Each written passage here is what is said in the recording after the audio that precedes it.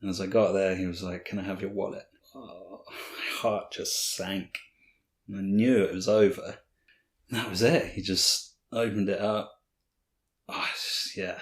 That moment just felt like my life was over. Yeah, good acoustic, because I do recordings for clients as well, and it comes out quite nicely. What do you record? Meditations? So we do like a thing called word weaving, which is, so it's like priming the mind for the changes that clients want to see.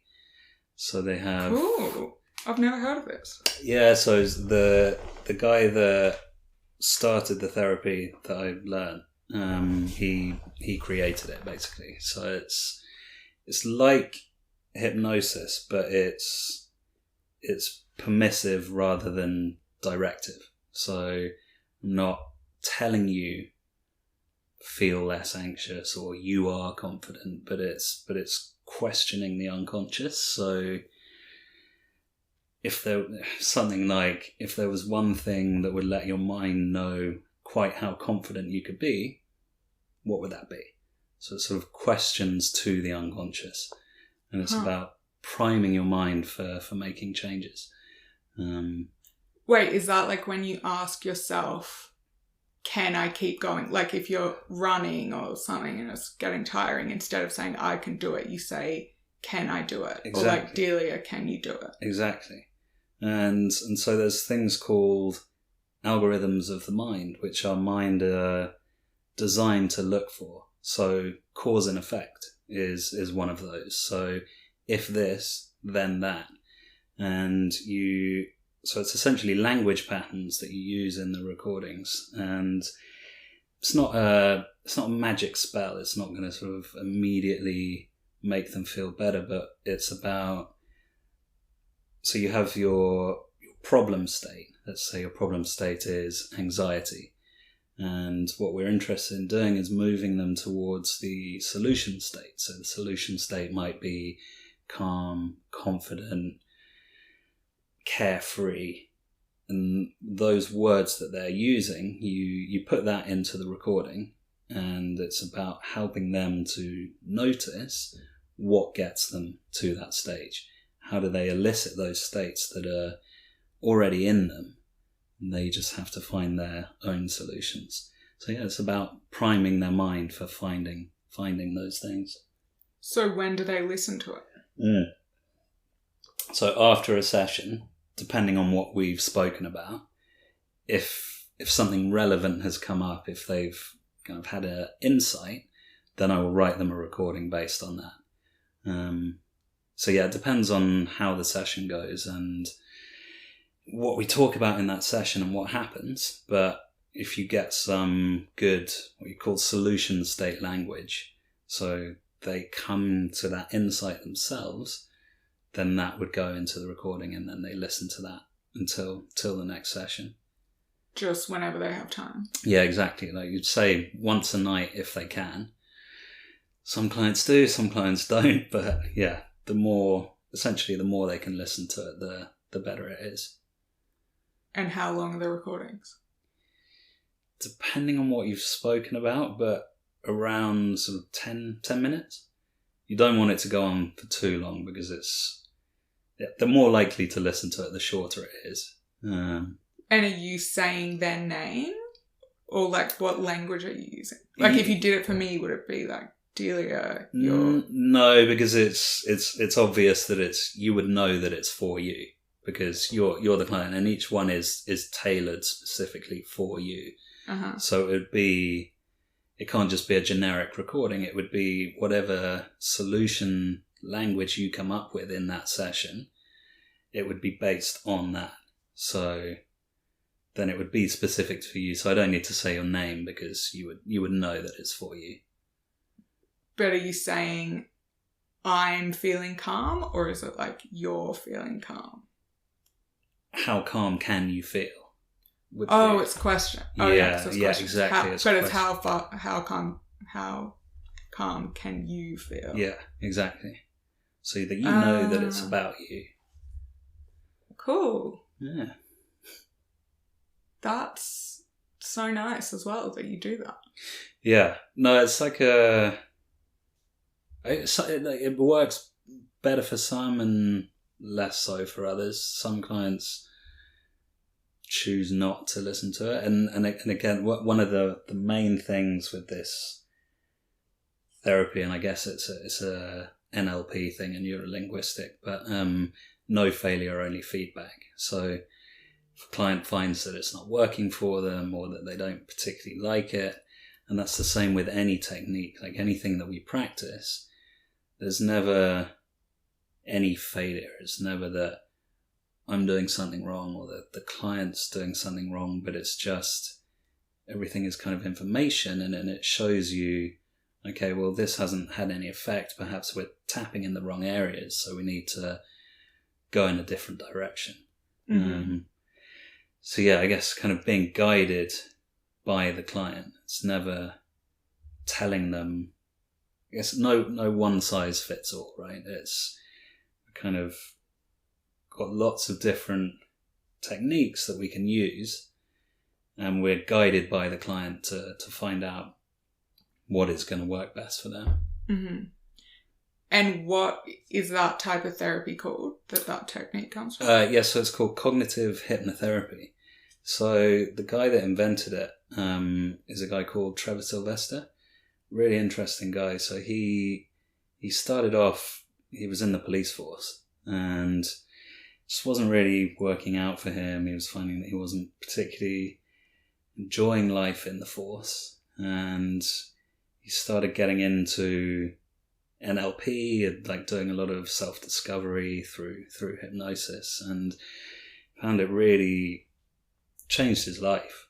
So he went really deep into lots of different things, like positive psychology, CBT, more traditional forms of hypnosis. And he found that kind of what I was talking about, that there's so many good things from all of those different modules, that why can't you have something that incorporates all of the things that he thought were the best things from each module? So essentially, there's influences from all kind of different modalities, and the idea, he bases it on the Bruce Lee thing. Bruce Lee says that you need to be like water when you're fighting your opponent. So you move with them. It's not one size fits all. If you have anxiety, this is how you treat it. Or if you have depression, this is how you treat it. You have to meet the client in their model of the world, because my anxiety is not the same as your anxiety. My depression is not the same as your depression. So you have to find what it is that has led the client to feel the way that they do. And in doing that, you can get to the root cause. So you meet them in their model of the world, not this is how you treat the sort of presenting issue that they come with. And that's what you wrote in this post that I saw of yours on Twitter. What did I say in the post? I can't remember. I keep referring to it. No, what did I say? So I think it's a photo of you and your baby. Yeah.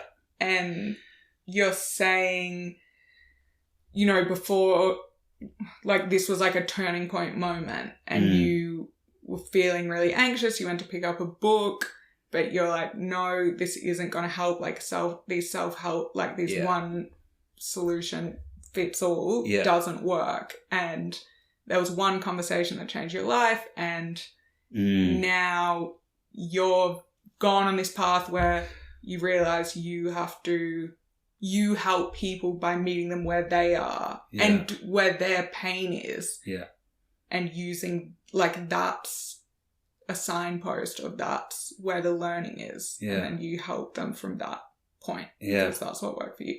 That's why I was like, I need to learn about what this conversation was. Okay, so yeah, I'll tell you about the conversation. So wait, but should we start with how you grew up and then we'll get there? Okay, yeah, because it leads into it nicely. So yeah, how I grew up. I grew up I'm from a small town called Basingstoke. You might probably have you heard of it? Oh, that's good. A lot of people My haven't. ex-boyfriend's from it. So Okay, all right. You know it. Okay.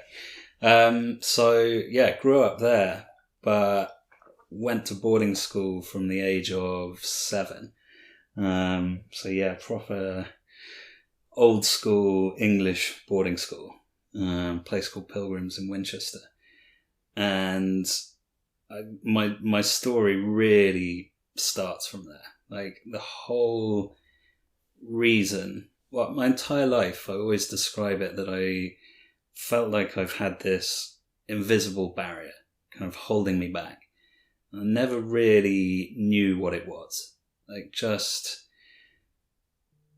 never promoting myself, never sort of going for the next job opportunity, never putting myself forward for anything, but not knowing why. Just every time I would come to do something or try something new, I'd just shy away from it. But anyway, I just kind of thought, that's how I am. Like it's just, I'm just not a confident person. And so you were like that through school? I was like that throughout school. And I was making friends and stuff, and I had a good bunch of people around me, and I've had a good life. But there was always just something holding me back. And so how I sort of got here, my friend trained at the school that we were talking about, so it's called the Quest Institute. And towards the end of your training, you need practice clients. And I just thought, I'll help her out. Like I don't particularly sort of need therapy, but I'm happy to sort of see what this is about and see what she's doing. Like, yeah, it'd be nice to help out a friend. And it blew my mind. Within one session, it just opened my eyes to exactly where this whole, what we call a limiting belief, right? So that whole thing of not good enough, where it came from. And if I look back at that, it's all from teachers at school. So like going back to this boarding school, I'm dyslexic, so I've never been academic or sort of traditionally academic. So kind of bad at English, bad at maths. And the teachers really let me know about it. And my brother was at the school as well, and he's much more traditionally like very intelligent, went to Eton, went to Oxford. So there was a lot of comparison with him. What's the age gap? Yeah, the age gap, 2 years. So and is it just the two of you? Yeah, just the two of us, yeah. Oh yeah, that's tough. And we're like best mates, like really love the guy. But the teachers were always like, anytime I was in trouble, they'd always say, "Oh, we'd never get this from your brother, and you're never going to be the same as him, and you're not as good as your peers." And by knowing what I know now, like as a child, you have that sort of normative thinking, right? The whole world revolves around you, and it's not because you're selfish, but it's just the way it is as children. Like the whole world revolves around you. And when you tell a child something like that enough times, they begin to believe it. But at the unconscious level, so they're not really particularly, it's not like they're walking around going, I'm not good enough, I'm not lovable, but it cements itself at the unconscious level. And then you just take that view out into your adult life without really knowing why. And that's why I describe it as that sort of invisible barrier, because it's like you, deep down, you just feel like you're not good enough, but you don't know why. So anyway, yeah, this session kind of opened my eyes to that. And what did you do in that first session? Yeah, so a thing called timeline regression. So it's a hypnotherapy technique, I think perhaps based on NLP as well. I'm not sure. But yeah, a technique called timeline regression, where, and again with this hypnotherapy, you're not sort of under a spell. You're not losing your mind. It's very conversational, but I would describe it as you are in a slightly meditative state.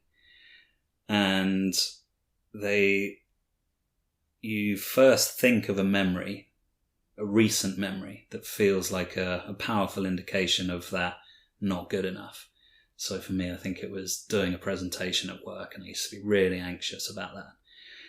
And through that memory, you connect with the emotions that memory brings up. So for me, it was frustration, it was fear, it was lack of understanding. And when you connect with that emotion, you then ask the person to find the very first memory where you felt that emotion, the very first memory which, by going back to it, would allow you to let go of that feeling completely. And sometimes during this technique, certain people will just jump straight back to the first memory. Other people, it kind of takes them a little while. And often it's not even a memory that you've even thought about before. For me, it wasn't either. It was this teacher, and we were in boarding school, so we're in these dorms. And if you were misbehaving, you get sent out the dorm. You had to stand outside the dorm with your face to the wall, holding 2 pillows. Really weird punishments. Yeah, and I was out there, and the teachers used to sort of patrol the corridors. And he saw me, and he was just like, "You'll just never get this from your brother." And it just took me back to this memory that I hadn't thought about for, 15 years. And it was really emotional. How old were you at the time? So I must have been 8, I think. 8 or 9. I was quite a sort of emotional, timid kid as well. And this teacher was like a sort of Victorian style boarding school teacher, just shouting in my face. And looking back at it now, I'm like, okay, I mean, if someone did that to me now, it wouldn't mean anything. I'd just be like, okay, whatever. But at the time, it's that sort of traumatic experience, and particularly for a kid. And I think our memories take a snapshot of that and really feel it. So when I got taken back to this memory, and then the sort of main part of this technique is about the reframing. So literally rewiring your neural pathways of, okay, what's the significance that you're giving that memory? And actually, when you look at it now with your adult thinking, why is it actually not how you've been seeing it all this time? And honestly, for the next 2 or 3 days, I was walking around in just a really nice haze of, oh my God, I can't believe like all of this stuff just comes from what these teachers used to say to me. Huh. And actually, like, none of it's true. It's all just falsehood. And I think, like, that's the thing with limiting beliefs. They're not true. They're just stories that we tell ourselves to keep ourselves safe and from sort of potential pain or rejection. So when I look at that in terms of my adult life now, it's like, I didn't go for that promotion because I was scared of being found out, or scared of people seeing that I wasn't good enough, it was really, but that's the conversation I had that kind of got me here. And so I think 3 months after that, so this was all kind of during lockdown, we had our first kid. We moved to Mexico for 3 months, and I quit my job, and that was it. I was like, right, I'm training to be a therapist. Like, I've always known that I've wanted to help people. And I had a career in the charity sector before that. And I thought that was my way of doing it, but it's just never got the gratification I wanted from it. And honestly, within about, I think, 3 months, I quit my job, started training to be a therapist. And that's kind of how I got here. Wow. Okay, so backing up, before you went to boarding school, did you have it was like normal, happy childhood memories. Yeah, very happy, yeah. You and your brother and parents. Really happy family. And I say I kind of take the mick out of my parents for sending me to boarding school, because I tell them that this is the sort of story of how I got here. And I think for me, and I really want to make it clear, like I had a really happy childhood, but boarding school for me was just a really confusing thing, because it was like really happy family life, like everything's great, and then all of a sudden you're 7 and that's it. Every Sunday night you're going back to school and staying there. Like it felt like I was being taken away from a really nice, loving family situation into this like thing that I just hated. And I grew to love it. It was maybe, good question. When did I start loving it? Because I went to boarding school over here as well. My whole family moved. Did you? And then moved to London, but because, we're from Australia, used to lots of space, they were like, actually, you just won't fit into London school. So we went to boarding school. But I was a weekly boarder. And I think that Sunday night thing, that was like so just been bawling my eyes out as my parents left. I remember the first weekend you couldn't go home, so it was 10 days, and I was literally like, I can't make the 10 days. Like, it was like the hardest thing. I must have been, I think I was like 11. But gradually, I don't know how long it took, maybe a year, but I was just like crying the whole time. Yeah. And now I have a thing with goodbye. I don't know if it's to do with that or if it's something else, but I find it really hard to say goodbye to people. It's like this really painful thing, even if I'm going to see them like the next day or something. It's this weird. Oh, I would 100% say that could be connected, because I had the same thing. Like Sunday nights for me, now not, because I love my job and I work from home and I see my family all the time. But Sunday nights in my old job, I used to hate them. I would genuinely sit there with kind of anxiety and thinking about all the things that I had to do. And when I look at that now, it was definitely connected to that. I mean, I say traumatic. It's like, for me, it was traumatic. It was a painful experience, and definitely connected to that whole thing of, well, the Sunday night blues, right? It's like thinking about going to work, and would put me in a not very nice place. I reckon it took me 2 years maybe to sort of get used to that. And then it's just, So, and then you enjoyed school generally, other than... Did you like sport or other co-curricular stuff, or you would just... I was a pretty naughty kid, to be honest. I think most of the time I was just kind of rebelling against... What kind of stuff? What was I doing? Yeah. Can we talk about this? How bad was it? I feel like boarding school rebelling is... Pretty bad. I mean, really? I got expelled eventually. For what? Taking drugs. So... What kind of drugs? Coke. Wow. But that was later. So that was when I was 16.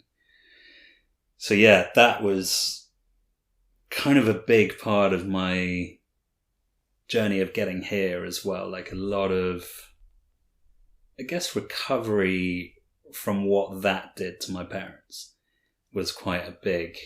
So they had no idea? Yeah, no idea at all. So was that just you were drinking and then you got into...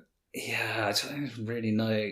And when I think back to this, because I don't think I was ever addicted to it. I think for me it was more of a, what the hell am I doing out here at boarding school?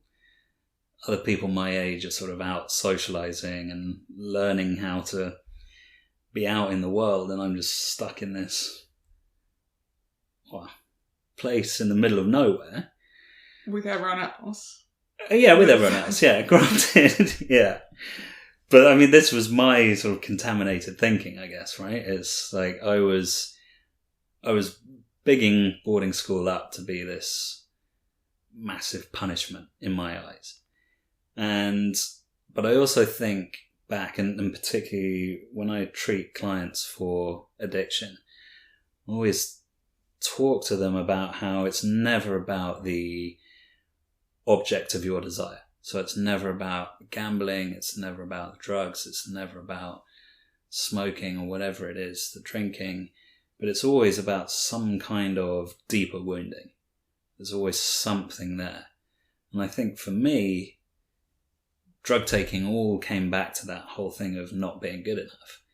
I found like I was maybe socially anxious, particularly when I got older and girls were suddenly introduced to the school. So it's like this whole new dynamic. And because I'd been at all boys boarding school before, and then all of a sudden girls get introduced and it's just everybody going crazy. And I think the whole drug taking thing for me came from that belief of not good enough. And it was almost like, I don't know, Coke gave me a superpower, which is obviously it's kind of that false energy. It's not real, but... How did you get introduced to it? Or how did the kind of rebellious stuff start? Was it like it started with smoking and then you started drinking and then... It just kind of went to class A's pretty quickly. Yeah. Who, from an older kid or... I think I tried it first time at a house party. And then yeah, pretty quickly just discovered that it was really readily available, like at the school that I went to. So by this point, I was at a school called Bradfield. Do you know it? I can see you nodding. Has that got some connection? We can talk about it. Okay. So yeah, It was like older boys had it or something. I thought it was just people in my year. Because I mean, obviously you know it's really close to Reading. Like there was just and someone just bought it from a dealer in town or something. Yeah. There was a famous dealer in town that lived or operated from behind the rubbish bins in this. What was it called? Mandela's Court. It was called, and the school was just rife with it. And I got and caught. It was just Coke. Yeah. What? So it wasn't like weed or like you just went straight to that. Yeah, just never really. Yeah, it was there. I tried it. I liked it. It kind of, and this is what I'm talking about, right? There's that kind of deeper wounding and that belief of not good enough. I didn't know it at the time. I didn't know what I was doing. I was just thought I was having fun. But when I look at it now, that's where I think it came from. Like that's what I think I was up to. So would you do it on a night out or just like in the boarding house? Just in the boarding house. There were no nights out. It was like... Oh, yeah. I mean, eventually there were. But, yeah. Or like a house party on the weekend. Yeah. Or just... but just in the evenings or like even before school and No, just like... That's the thing. It never... Possibly one of the more dangerous things is that I think it never really got out of hand for me. Like I wasn't taking it all the time. It was just something that I did, like if it was there. But yeah, that phone call to the parents did not go well. That was... Wait, so what would you do with the energy? So you'd be like amped up and then... Yeah, just like good question. Beating people up. I don't know. No, just. I mean, just because that goes on in boarding house. In boarding houses, not because I think you're some. Well, so by this point we had a pub at the school, so it was, I mean, it wasn't really a pub. It was more just like a shed where they served us beer. So you could go from and 16. 17, you were allowed to go. Yeah. Nice. You were allowed 2 drinks, so you got a little ticket. And you took it, and then obviously there were all kinds of scams to like, how could you get another ticket? How could you get someone else's beer? So yeah, pretty much just do that and go to that pub and then go back home. Okay, Yeah. So then how did you get caught? Yeah, so this is possibly one of the stupidest moments of my life. And so I was doing drama rehearsal.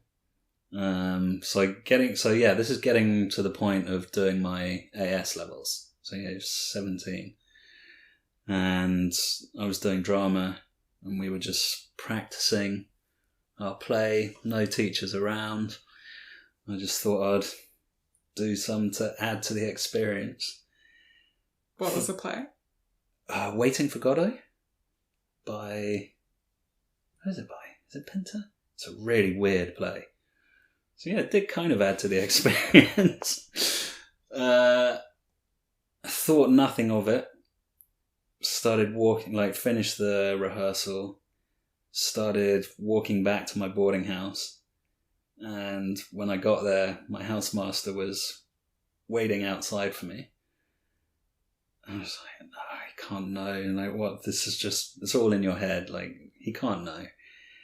And as I got there, he was like, can I have your wallet? I was like, oh, my heart just sank. I knew it was over.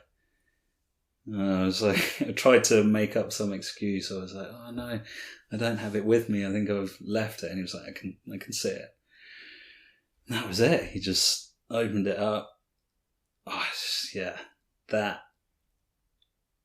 that moment just felt like my life was over. At that moment, I was like, I cannot believe everything just suddenly came to me. I was like, what have I been doing? And yeah, that phone call to my parents was bad. Was it straight away you knew you were out? Or did you think you had any chance? I thought I had a chance because people had been caught at the school before and got away with it. But it was a new headmaster. So he was kind of... Needed to make an example. Yeah, he was trying to sort of stamp it out, which, yeah, fair enough. Completely fair enough. So yeah, I can't really even explain what that felt like to call my parents and tell them that. And so you had to tell them? Yeah, I had to call. Well, they gave me the choice. They were like, do you want us to call them or should you? And I thought I better take some responsibility and call them. But yeah. What did you say? I just came straight out with it. I was like, I'm really sorry, but I've been caught doing Class A's at school. You're going to have to come and get me. They were so forgiving. So forgiving. I think my parents kind of felt like, obviously I've been really stupid. But I think they kind of felt we were dealt a harsh card. As in, other people had got away with it at the school before. There were other people involved, but it was only me and my friend that kind of got made an example of. Oh, your friend was expelled as well? He was as well, yeah. He was doing it with you during the play? Yeah. So were you always doing it kind of as a social thing? It wasn't? Yeah, it was always... Never like... No, and that's why I kind of always felt like it never got out of hand. But... yeah, obviously that's just me sort of telling myself that to feel okay about it. So they would then kind of jump to your defence more, just because. Yeah, they were really good about it. They forgave me very quickly, which I'm always really grateful for. So then, what did you do? So yeah, then I went to a school called Worth, which is like Catholic boarding school. So yeah, boarding school got even more intense, like a school run by Catholic monks. Really? Yeah. But I'm so grateful to that school. Friends for life made at that place. Wow. Most of us live within about 10 minutes of each other. Cool. So yeah, I got really lucky, kind of landed on my feet, found a really nice bunch of people, and yeah, everything sort of worked out for me. Just for your last year?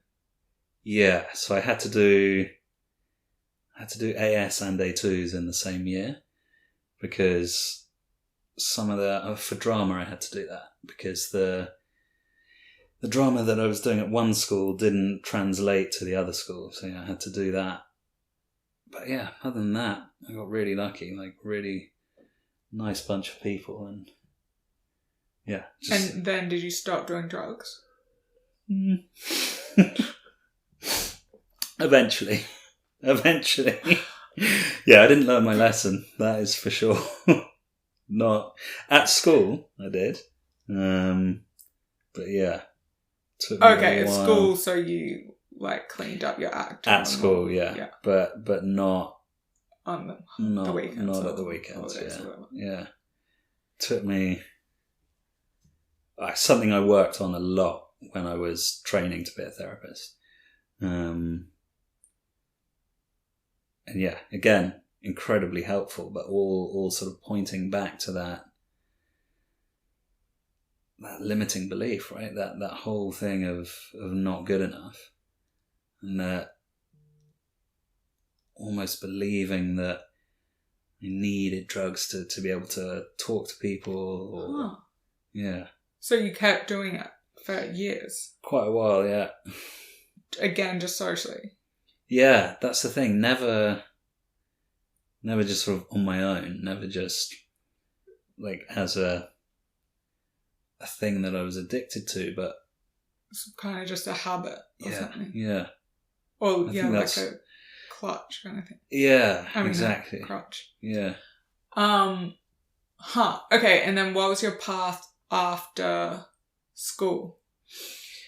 So yeah, after school, did your parents kind of put any pressure on you or your brother about what you should do with your lives? No, not at all.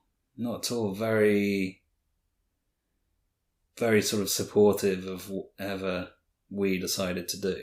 What did they do? So my dad was an investment banker. And then, eventually went up to set up his own private equity firm. And then Mum was a French teacher, but she stopped when we were born. And then, never went back to work after that. After school,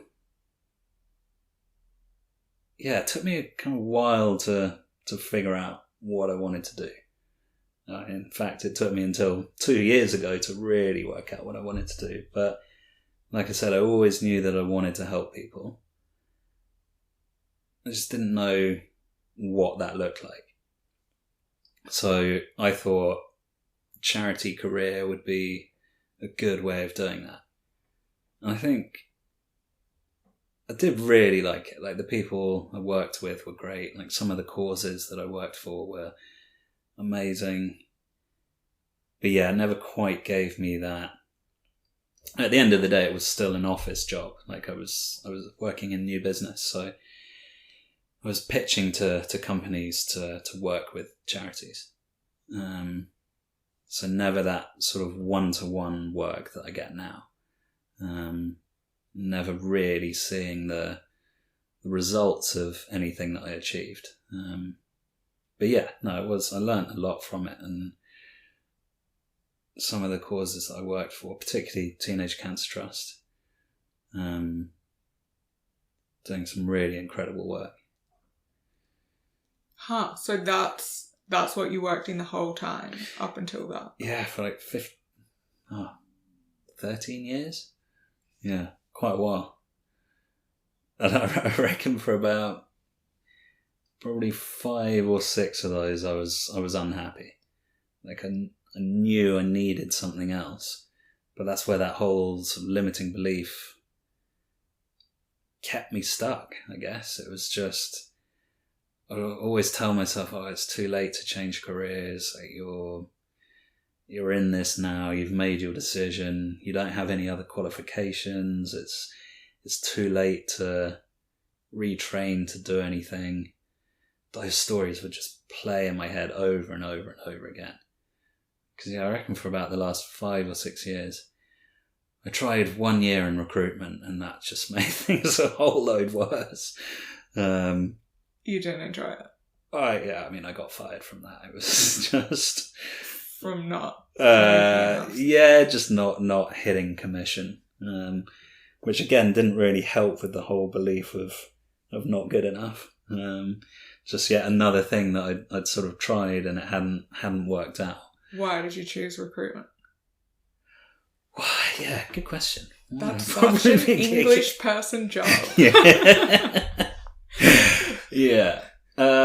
Like in the US, all the recruiters are English. Apparently in Australia, it's like all the English people work in recruitment. It's a very sort of laddie culture, isn't it? It's I did have fun. Why did I choose recruitment? Well, because I think probably if I look back at it, I wasn't really thinking clearly. I was just wanted to do something else.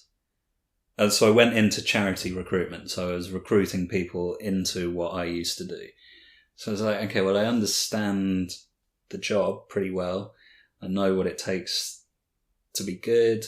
So I think I can probably be good at finding candidates. Was, I guess, my thinking, and that I wanted to do something else other than charity. Well, that's something to make a change. Yeah. And then to realise, well, no, this isn't the one. That, especially for people like me who are overthinkers, it's like, no, it doesn't work. Like, you actually have to try stuff and then be like, oh, that was the wrong thing. Yeah. But I only know because I tried. Like, you can't work it out in your head. Yeah, definitely.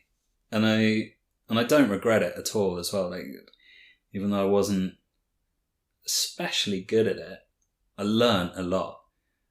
Just in terms of sales and how to generate conversations and just being, I guess, that confidence as well. Like it did really help with that. And this therapy is quite brief. So, because it's solution focused, so you move people from their problem state to their solution state. Sounds strange, but the idea is to get rid of the client. Like you want them to be in a place where therapy doesn't become part of the fabric of their life. Like and some clients you see for much longer, but generally you work with them over a relatively short period of time, which means you have to be generating clients a lot. So I think that, I guess the kind of salesy nature, obviously you're not salesy about the therapy, but in terms of generating conversations and generating clients, I think recruitment helped me a lot with that. Yeah, that's good. Yeah, that's great that you're saying that, because it's kind of, you see those dynamics when someone's been in therapy for like 10 years and they still hate their life and they've been seeing the same person, and it's like, what kind of relationship do you have with this person who's taking your money week after week and you're still stuck? And like, that's like when PTs or whatever say that, it's like the idea is like, you don't need me. I help you solve whatever you need. Yeah. And then you're equipped with the tools. It's not like I'm trying to take your money forever and keep you stuck. And I think that kind of comes back to that whole thing of there's no one size fits all, right? For me, the most important thing is the rapport between the therapist and the client. And if you have that and you're getting something from that and you're getting some kind of connection, then great. I think it's the most important thing. But I do find it strange that some people will be in therapy for sort of 15 years and nothing has changed. For me, it kind of defeats the whole point. It's a fundamental belief of cognitive hypnotherapy that there's nothing wrong with you. You're not broken. You don't need fixing. It's just certain things have happened to you in your life, and that has built your, what we call a reality tunnel. So it's like how you see the world and the filters that you put on it. And ultimately it's just about changing those. Like wellness and clarity and that sort of inner wisdom is always in there. It always exists. It never leaves you. You've just got to help the client find it.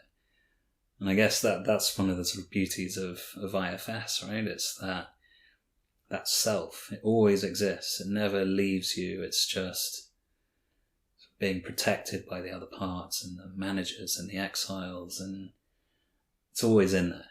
And I think for me as a therapist, you have to believe that. You always have to come from the point of there's nothing wrong with the client, they're not broken. You've just got to lead them to an insight that helps them see that. Mm-hmm. And was it a smooth transition for you onto this path when you quit your job, or were you kind of questioning yourself, like, why am I doing this? No, I don't think I've ever questioned it. Maybe... Or worried that, like, how can I be successful doing this? Yeah, that is a thing. Because I think, and I think this is something that I'm really learning at the moment, is that I think the school that I went to, they teach you to be really good therapists. Like, I'm so confident with a client. There's never been any kind of nervousness there. But I've got no idea how to run a business. So that whole thing has... I mean, you basically have to teach yourself, because you do the training and then that's it. And so, yeah. But I think it's fun. Like, I really enjoy it. But yeah, that's definitely where there's been probably more questioning of, oh my God, is this actually sustainable? Like, am I able to feed my family like this? Can we pay the mortgage like this? But no, it feels, this is, year 2 now. And it feels like it's starting to get to a sort of more sustainable place.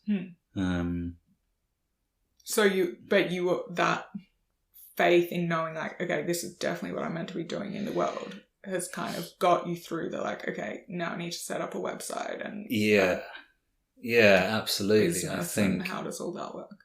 Yeah, well, I think as long as I quite often sort of talk to clients about this as well, but when you're living by your values, which for me is like, well, lots of different things, but the main one is sort of helping people. And it's when you're truly living by your values being the things that sort of get you out of bed in the morning, I think your life, everything else just kind of follows. Like, it falls into place. You'll find a way. You'll make it happen, because I think at the age of 36, I finally found my calling, like what I want to be doing. So you make it work, right? There's always going to be hardships and ups and downs, but yeah, I think once you live towards your values, then you make it work.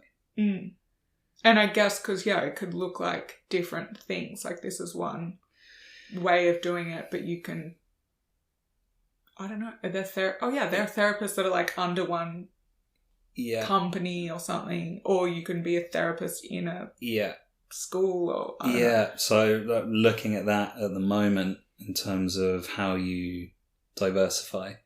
So I'm setting up a company with some friends and called Stride Wellbeing. So this is about mental wellbeing for corporates.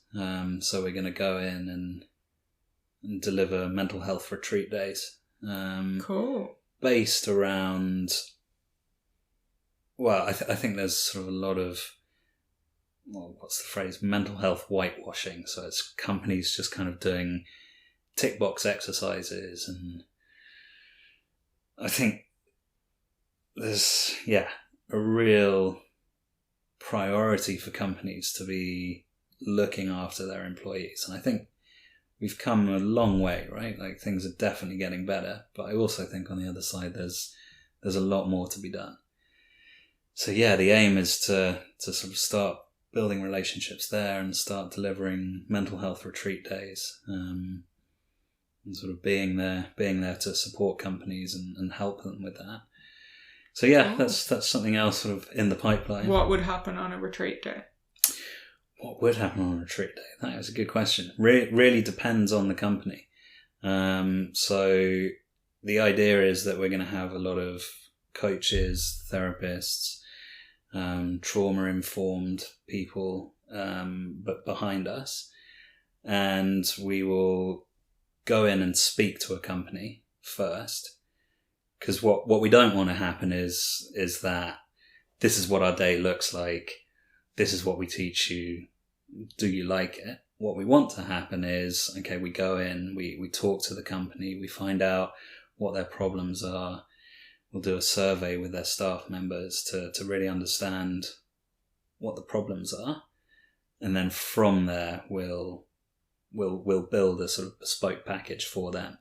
So it hasn't happened yet. We're sort of in the process of setting this up. But yeah, the idea is that it's bespoke for the company, rather than just sort of, and again, it's trying to avoid that whole tick box thing. It's not just, yeah, this is what we deliver. Do you like it? It's actually, how can we help you? Like, what's the problem in your company at the moment? Is there anything sort of wrong with the culture or how people are feeling, the workload that people have? And then from that, how can we help you? And what day can we design for you? That's the idea. Let's see. So, okay, so how long ago was it that you had the conversation with your friend, had the therapy session with your friend? Oh, yeah. Must be... So it was just before... Oh, it was during my COVID. first son was born. And he's 3. He was just about... Yeah, so it must have been about 3.5 years ago. And then doing the training, you were like, yeah, this is definitely for me. Yeah, it was brilliant. It was so good. Really. So all the modules were online, so all kind of self-study. And then at the end of each module, you would go in to Regent's University and do a weekend sort of practical work, putting into practice all the things that you've learned. Those were pretty heavy weekends. It was like Saturday, Sunday therapy sessions, essentially. But yeah, really come away from those weekends feeling pretty amazing. Just working through a lot of stuff, helping other people work through. So we'd basically practice on each other. Wow. All the therapists. I think maybe like 30 or 40 of us in that group. And so the whole time you're unblocking stuff about pretty yourself. much. So you'd go in, there'd be maybe module 1 would be about a certain technique and a certain issue, and then on the weekend you would be learning a bit more about that technique and then practicing it. Yeah, a lot of tears and unblocking in those weekends, but wow, yeah, really cool. And it's fully open of like, obviously everyone here is a human and you all have your own stuff. And yeah, I think, yeah, one of the phrases the guy Trevor uses is that we're all fellow strugglers, right? So we've all got our own stuff going on, but all in our own sort of unique ways. And so, yeah, I mean, you didn't, like, if you didn't want to work on anything that weekend, you didn't have to. But yeah, everyone was just so open. He said to us that you're likely all here because people have always come to you with their problems, and that you have that kind of empathy with people, I guess. And it was true of every single person that was training. Everyone was so open, and yeah, some incredible conversations happening. Yeah. But then I also feel like it's true that, well, I guess based on the small sample size of therapists I know, that they've been through stuff. So it's like, which feels like very different to, you know, the seeing a doctor when it's like, almost, it's like you're the broken person and I'm this like professional and I don't have emotions or what, you know, that's like it's just, it seems totally different with therapists that they're like, oh yeah, I had a fucked up life. Yeah. No, and I think there's definitely something in that in terms of you finding the clients that come to you. They do tend to, it's strange, but they tend to be fairly similar to you in terms of things that they've experienced. Obviously, all in their own unique ways. But it tends to be that people come to me with limiting beliefs, with anxiety, with drug problems, and all kind of interconnected as well. And I guess a lot of that comes through the marketing, so the way that you talk about yourself and the things that you've been through. But also I think, there is a lot of, just seems to, I don't know, the client gravitates towards you with similar things that you've been through, which is great. I think it's like having that experience, and obviously you don't disclose things to the client all the time, only if it's beneficial, but having that knowing and understanding of what they've been through, even though it's completely unique to them, definitely helps in the rapport building and the ability to see their model of the world and be able to talk to them from that point of view. And do you see lots of men as well as women, or what's the... At the moment it's how many people I'm working with at the moment? Maybe 10 or 11 clients at the moment, and it's roughly 50-50 split. And I think throughout my time so far it's pretty evenly split. And do you find everyone you work with genuinely wants to change and is moving in that direction? Because I think I've heard, can't remember who was telling me that sometimes that you have to let clients go when it's like they're not, I don't know, maybe it's to do with the rapport thing or the trust thing, or if you can see that there's not a genuine intention to move forward. Yeah, I have experienced it a couple of times, where I've let clients go,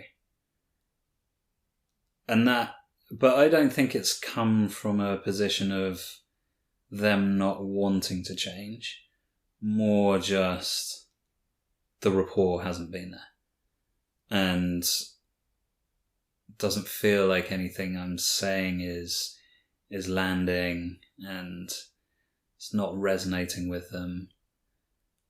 And so I always, before I work with any client, I always have a free consultation, which is their chance, essentially like this, right? It's just a conversation so they can get to know me a bit better, to understand how the therapy works, and they have to believe that I can help them, and it works the other way around. I have to believe that I can help them as well. So generally that conversation, it becomes, you get quite a good sense in that conversation of if that connection is there. Every so often you get it wrong, and I think I've got it wrong a couple of times.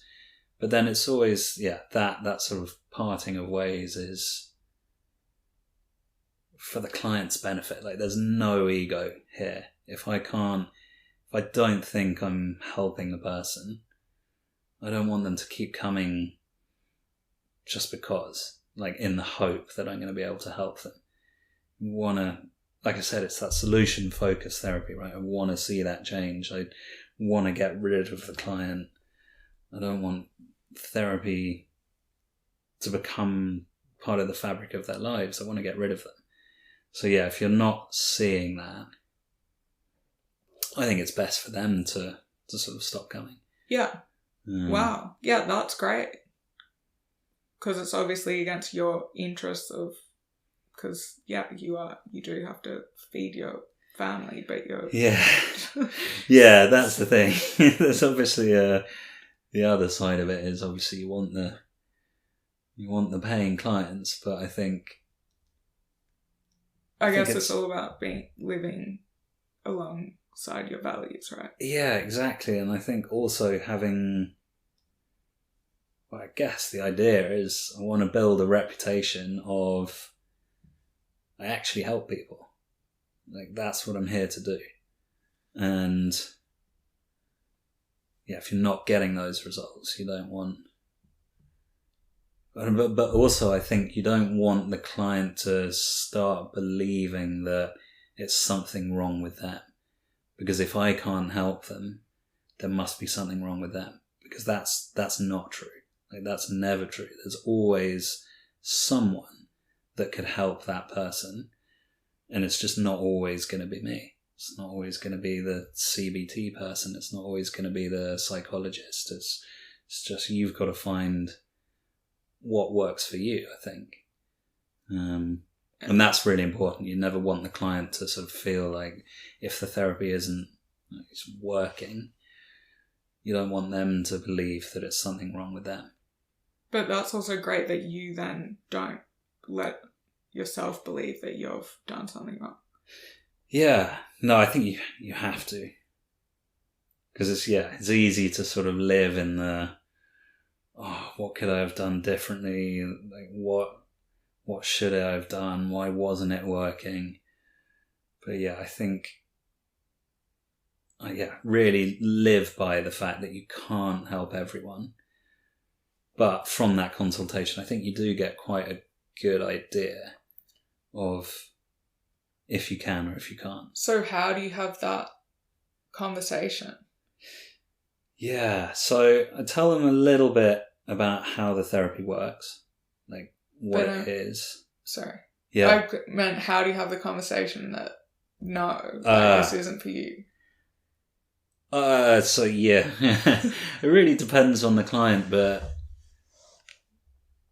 Well, and it sounds strange, but I don't think... It's not my job to be nice to the client. I think sometimes you have to call things out. So I would generally say, do you think you're getting something from this? Like, are you seeing the changes that you want to see? And again, no ego here. Like, don't hold back. If you feel like this isn't working for you, tell me. Because, well, either that tells us that we need to go in a different direction, or it kind of tells us that actually maybe something else is better for them. So yeah, I think, you have to swallow that pride, I think, and just kind of say it how it is. And are people generally honest? Yeah, I think so.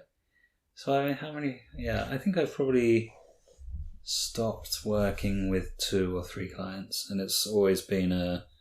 mutual thing. Yeah, it's not been a sort of particularly painful conversation.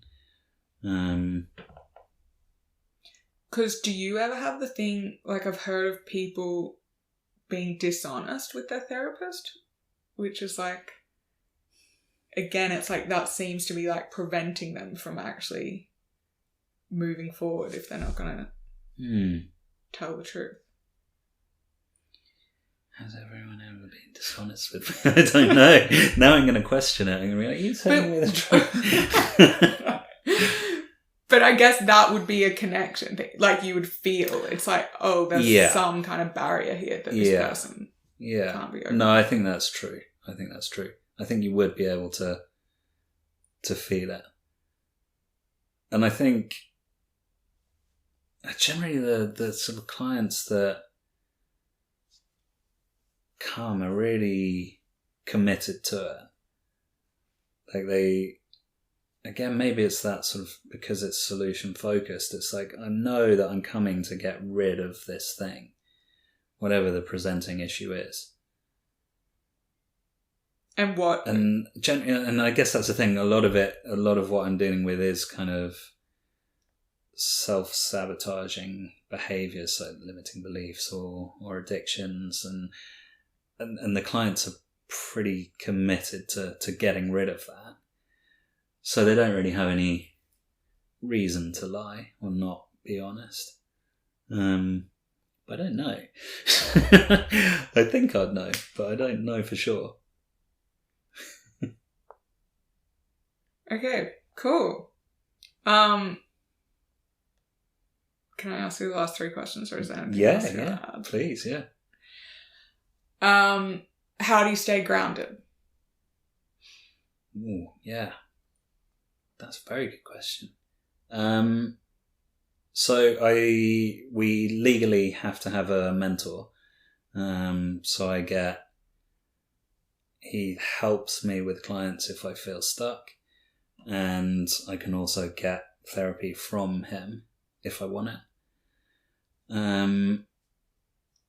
As we're taught to, you're listening deeply to the client, but you're not identifying with their problems. So what I mean by that is you're not taking on their problems. It is I guess it sounds kind of clinical, but it's an issue to be dealt with, right? And it's not my stuff. So yeah, telling yourself that, I think having my mentor and therapy available to me if I need it. Now, obviously, sometimes that's easier than others. Sometimes, obviously, a client will tell you something that is harrowing, and you can't. Sometimes you do take it on, but I think, yeah, the support structure is there. I think particularly through sort of having my mentor. And even just knowing that he's there, if there's something that I need to talk to him about, even just knowing that really, really helps. Mm-hmm. That's interesting you answered it like that, because everyone gets that question, but yeah, that makes sense. So, as in even people who aren't therapists. And so theirs might be like, whatever, playing with their kids or meditating or something. Is there a book that has had a big impact on you? Oh yeah, what are these? Wait, so when were you reading all these self-help books? Was that when you were like, okay, I need to get out of the charity sector, I'm not happy? Yeah. And so you started reading books, but it was like, this isn't helping. What kind of books were they? Like, start a lot of not giving a fuck. Just like a lot of sort of positive psychology stuff, and a lot of like what? Let me think. I'm trying to think. Just because I love these books, type of books. No. Don't get me wrong. There is a huge place in my heart for them. Yeah, you need to find the right one. The voice might not work. And also it's like, when they're prescriptive, it's exactly what you were saying. I can't tell someone else what to do with their life. I have no idea who they are. Someone asked me this on the weekend. They're just moving to London. They're like, where should I live? It's like, I don't know. I'm not you. I can't make that decision for you. I can tell you what I think about when I'm choosing where to live. Yeah, that's exactly it. So I'm not knocking them at all, because I think there's so many sort of words of wisdoms in all kinds of different books. But I think ultimately, and again, don't get me wrong, I think for some people they will really help and they might make life changes, but they're not your solutions, is what I was saying. And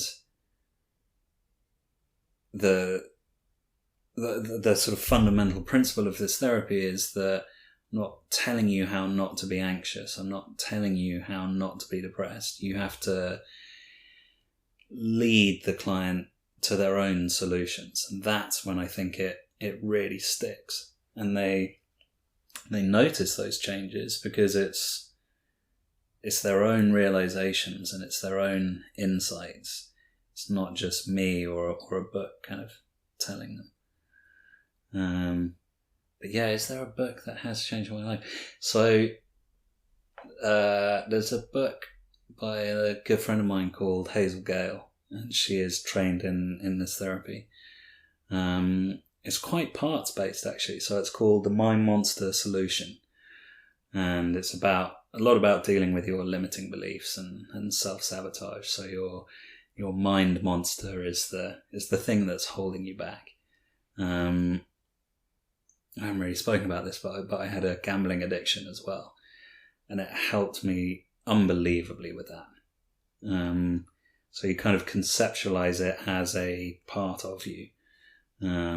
So this kind of gambling monster that existed inside of me, and yeah, that helped me so much. Really good book. A friendly monster that you love. A friendly monster, exactly. One that you don't. So one of the things that she says in that book that always resonated with me is that it's not about slaying the monster.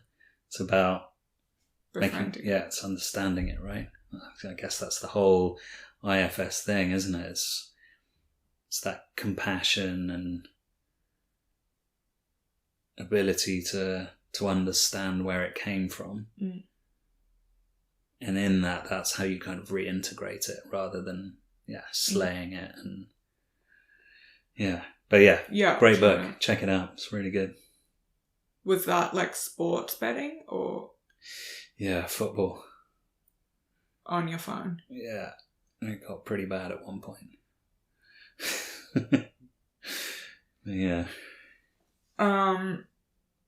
Okay, last question. What 3 words describe the best version of you?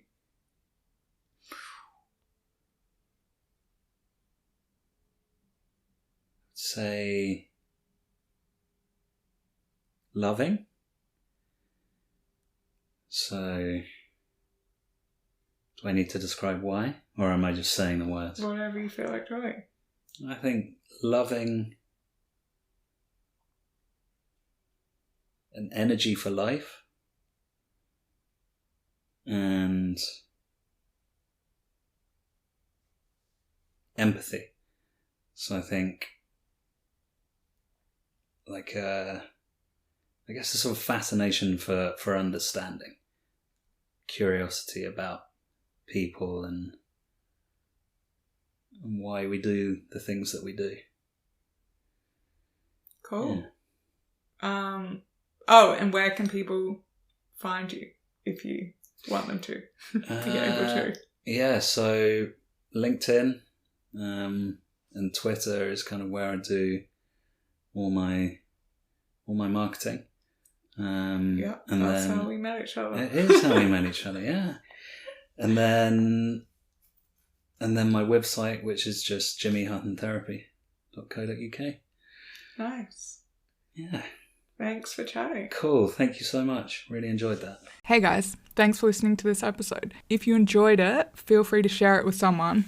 And also, a random 23-year-old just messaged me on Instagram and told me he found the podcast through the algorithm. So it actually does help if you review the podcast and subscribe or follow. And then you get to find out about future episodes as well. Review or rate, you know what I mean.